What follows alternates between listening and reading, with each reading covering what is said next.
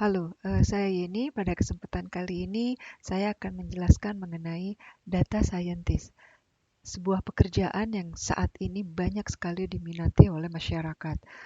Kenapa hal itu terjadi? Nah, oleh karena itu, saya akan menjelaskan data scientist adalah pekerjaan yang menjanjikan. Kenapa data scientist menjadi pekerjaan yang sangat menjanjikan? Hal ini diawali pertama kali dengan munculnya sebuah artikel yang dikeluarkan oleh Harvard Business Review yang menjelaskan mengenai data scientist is the sexiest jobs of the 21st century. Nah, dalam artikel ini dijelaskan bahwa pada 10 tahun yang akan datang, itu pekerjaan data scientist itu akan banyak sekali dicari oleh perusahaan.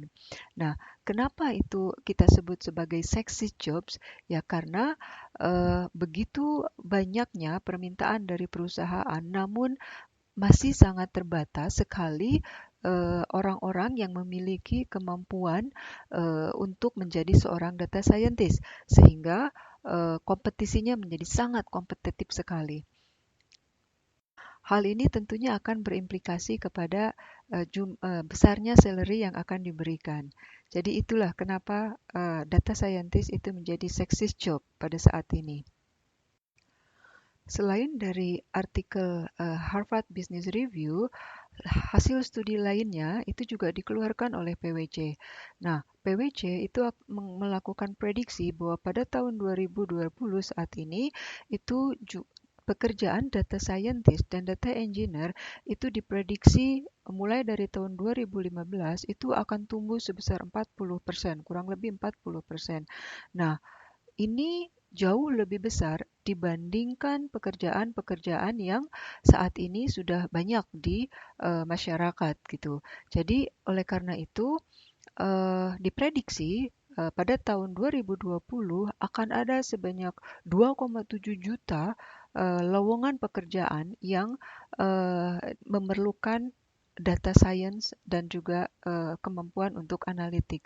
Nah, oleh karena itu hal ini juga menunjukkan bahwa kebutuhan akan data scientist dan juga data engineer saat ini itu sangat tinggi. Nah, di sini saya akan menjelaskan siapa itu data scientist. Nah, tentunya data scientist itu adalah seseorang yang menguasai data science gitu ya. Nah, eh, apa sih data science itu gitu ya? Nah, di dalam dunia data science sebetulnya ada tiga fondasi yang sangat penting yang perlu dikuasai. Jadi yang pertama itu adalah kemampuan matematik dan statistik tentunya. Dan yang kedua itu adalah kemampuan programming ataupun computer science.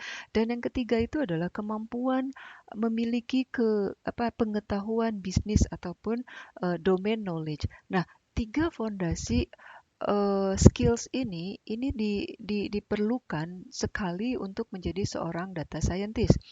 Nah, berikutnya apa saja sih yang kita perlu pelajari gitu ya? Kemudian kemampuan apa yang akan nanti bisa kita miliki?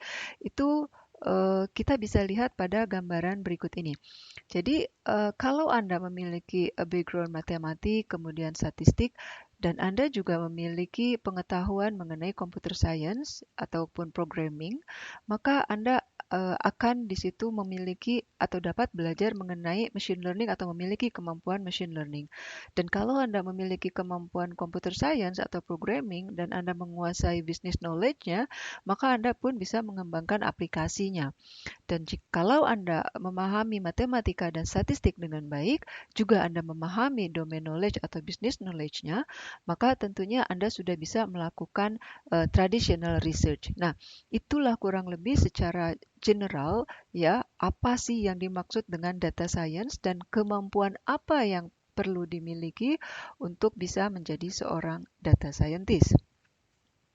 Pada bagian ini, saya akan melihat eh, data science secara hierarki ya berdasarkan kebutuhan yang ada di dunia industri saat ini. Jadi di dalam dunia data science itu tentunya diawali dengan pengumpulan data. Nah, orang yang bertanggung jawab di dalam pengumpulan data itu kita sebut dengan data infrastructure engineer. Jadi tugas dari data infrastructure engineer itu adalah mempersiapkan instrumen, kemudian juga alat-alat sensor yang biasanya digunakan untuk mengumpulkan data. Nah, setelah data itu terkumpul, maka tahapan selanjutnya itu adalah kita melakukan proses penyimpanan data. Nah, proses penyimpanan data atau manajemen data ini dilakukan oleh seseorang yang kita sebut dengan data engineer, gitu ya. Nah, setelah kita melakukan manajemen data dengan baik, nah, langkah selanjutnya itu adalah langkah yang paling penting ya, yang perlu dilakukan oleh seorang data analis dan data scientist. Nah, biasanya data analis itu melakukan pekerjaan pada bagian descriptive analytic. Jadi biasanya dia melakukan anomaly detection, melakukan data preparation, seperti itu, melakukan misalkan feature extraction, jadi mengekstrak informasi penting apa saja yang bisa digunakan untuk membuat keputusan. Kemudian dia juga akan melakukan beberapa uji hipotesis data, analitik data deskriptif, dan seterusnya. Nah, ketika kita perlu melakukan misalkan predictive analytic ataupun kita perlu melakukan prescriptive analytic, nah dia tentunya perlu menggunakan machine learning algorithm. Nah, inilah bagian yang di pekerjaan yang dilakukan oleh seorang data scientist dan data analytic. Nah, kemudian pada bagian teratas itu biasanya di dalam dunia industri itu dikenal dengan machine learning engineer atau dalam bahasa lain itu juga dikenal dengan senior data scientist ataupun peneliti. Nah, tugas mereka itu diantaranya adalah melakukan re-engineering machine learning, melakukan optimisasi machine learning, sedemikian sehingga machine learning tersebut bisa bekerja secara optimal untuk menyelesaikan pekerjaan. Nah, itulah kurang lebih jenis-jenis pekerjaan di dalam dunia data science yang saat ini ada di dunia industri. Pada bagian ini, saya akan menjelaskan apa saja kemampuan yang perlu dimiliki oleh seorang data scientist. Jadi yang pertama, dari perspektif computer science, seorang data scientist itu harus menguasai programming tentunya. Nah, bahasa pemrograman yang saat ini banyak digunakan di dunia industri itu diantaranya adalah Python dan R. Kemudian dia juga harus menguasai database management. Jadi di situ juga dia perlu menguasai terkait dengan query atau kita sebut dengan structure query language atau juga bahkan memahami mengenai NoSQL. Dan juga kemampuan yang tidak kalah pentingnya yang perlu dimiliki dari computer science itu adalah software engineering. Nah, itu kurang lebih kemampuan dasar yang perlu dimiliki dari computer science. Nah, kemudian bagaimana dari bidang statistik? Nah, dari bidang statistik secara umum ada dua kemampuan yang harus dimiliki. Yang pertama itu adalah kemampuan deskriptif statistik dan yang kedua itu adalah inferensial statistik.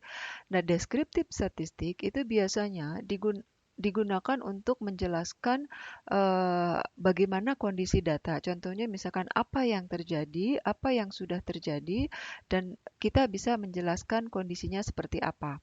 Juga mengapa hal itu terjadi, misalkan kita bisa melakukan diagnostik analitik, itu termasuk ke dalam deskriptif statistik. Kemudian yang kedua itu adalah inferensial statistik. Nah, inferensial statistik ini biasanya sudah mulai digunakan untuk membuat keputusan atau kesimpulan ya, conclusion. Jadi inferencing atau melakukan proses inferensi dari data untuk membuat sebuah keputusan. Nah, yang ketiga itu adalah matematik. Nah, untuk matematik ini ada beberapa topik yang perlu Anda pahami.